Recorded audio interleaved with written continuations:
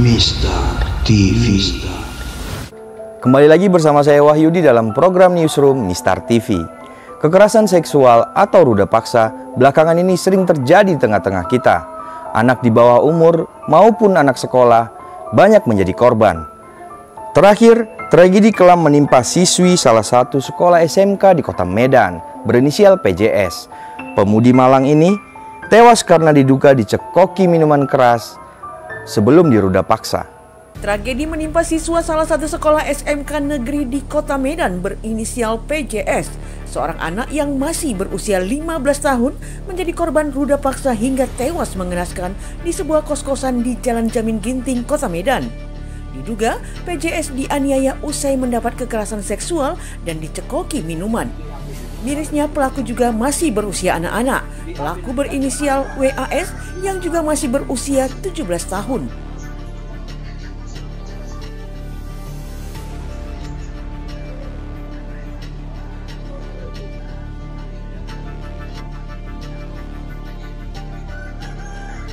Dari juga media datang sini. Jadi aku bilang tadi, aku belum bisa ngasih keterangan, maaf dulu ya, karena ada yang pendamping. Kasus kekerasan seksual terhadap anak bukan kali ini terjadi di kota Medan dan daerah lainnya. Tren kasus terus mengalami peningkatan. Setiap hari kasus kekerasan seksual terhadap anak selalu mewarnai isi di media massa. Sehingga kadang masih di klinik aja dia sudah muntah-muntah. Matanya terbuka. Matanya melotot begini, Pak. Darah di bagian mana? Darah di bagian apa? Di bagian kelamin. Kalau kita nanti bisa saya kasihkan foto-fotonya. Tapi itu dalam kondisi masih berbusana. Masih berbusana. Tapi tidak. Cuman ketika diajak ngomong dia tidak mau. Tidak respon lagi. Saat ini Satreskrim Polrestabes Medan sudah menetapkan WAS sebagai tersangka dan dilakukan penahanan. Dari hasil pemeriksaan Satreskrim Polrestabes Medan, kejadian tersebut terjadi pada Jumat 1 Desember 2023 di salah satu rumah kos di kawasan Jalan Jamin Ginting, yang mana kos tersebut disewa oleh teman dari pelaku. Nah, saat ini tersangka sudah dilakukan pemeriksaan dan dilanjutkan dengan penahanan. Proses penanganan perkara tersebut sesuai dengan ketentuan yang berlaku. Olah TKP terhadap perkara tersebut sudah kami laksanakan. Ada beberapa barang bukti yang kami temukan di TKP yang selanjutnya kami bawa ke laboratorium untuk penelitian lebih lanjut kaitannya dengan penyebab kematian dari korban. Untuk pasal yang diterapkan terhadap pelaku, penyidik sudah menjerat pelaku dengan pasal berlapis, yaitu terdapat di Undang-Undang Perlindungan Anak dan Undang-Undang Tindak Pidana Kekerasan Seksual dengan ancaman pidana 15 tahun penjara. Psikolog forensik Irman Minauli menegaskan bahwa kasus kekerasan seksual yang menyebabkan trauma bahkan kematian adalah kejahatan serius. Namun yang tidak kalah penting, pencegahan harus menjadi deteksi yang tidak boleh dilupakan. Seks bebas, pergaulan bebas bisa jadi langkah awal merebaknya kasus ruda paksa terjadi. Pertemanan dunia maya, penggunaan internet yang lepas dari pengawasan menjadi persoalan serius. Assalamualaikum warahmatullahi wabarakatuh. Saya Irna Minauli. Saya seorang psikolog dari Kota Medan.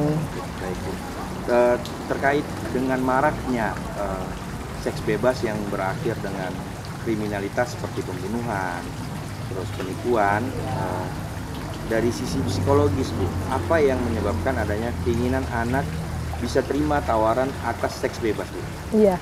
Beberapa anak itu kelihatannya sangat butuh ya status kalau dia kayak dicintai atau diperhatikan oleh orang lain, terutama lawan jenisnya ya.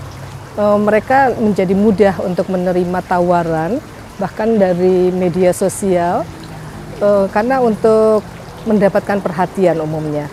Makanya itu penting sekali untuk membuat anak-anak itu mempunyai kelekatan ya, attachment dengan keluarganya.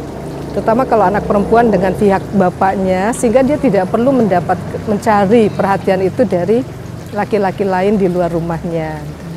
Dari data yang Ibu miliki, persentase dari seks bebas seperti apa, Bu? Ya, cukup tinggi ya kalau kita mengacu pada penelitian yang dilakukan oleh BKKBN pada tahun 2010 saja, itu pelaku seks bebas di kota-kota besar itu sudah 51%. Jadi artinya mungkin separuh dari anak-anak remaja kita itu sudah pernah terlibat dalam aktivitas seks bebas ya. Jadi kalau secara statistik 64 juta remaja itu rentan untuk kemudian jatuh dalam perilaku seks bebas ini. Iya.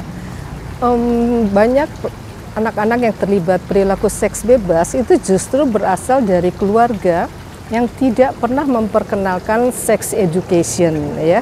Kadang kan banyak orang tua nggak berani dia ngasih sex education karena takut nanti anaknya pengen mencoba.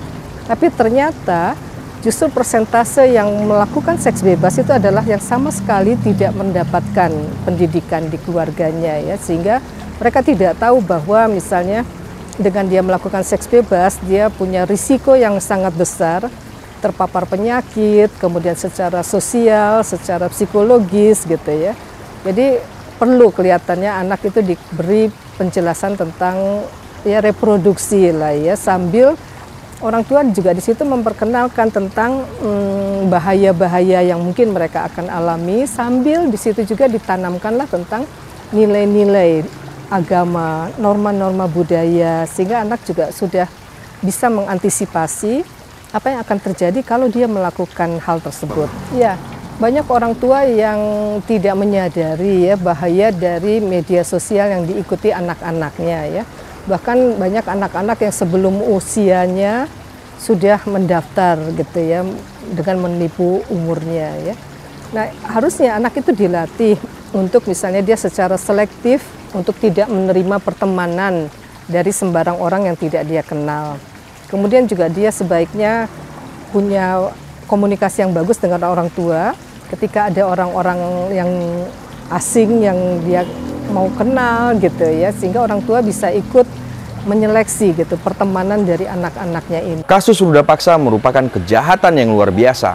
Peran keluarga, masyarakat, pemerintah dibutuhkan untuk menyelamatkan masa depan anak-anak demi Indonesia. Saya Wahyudi, Mistar ID.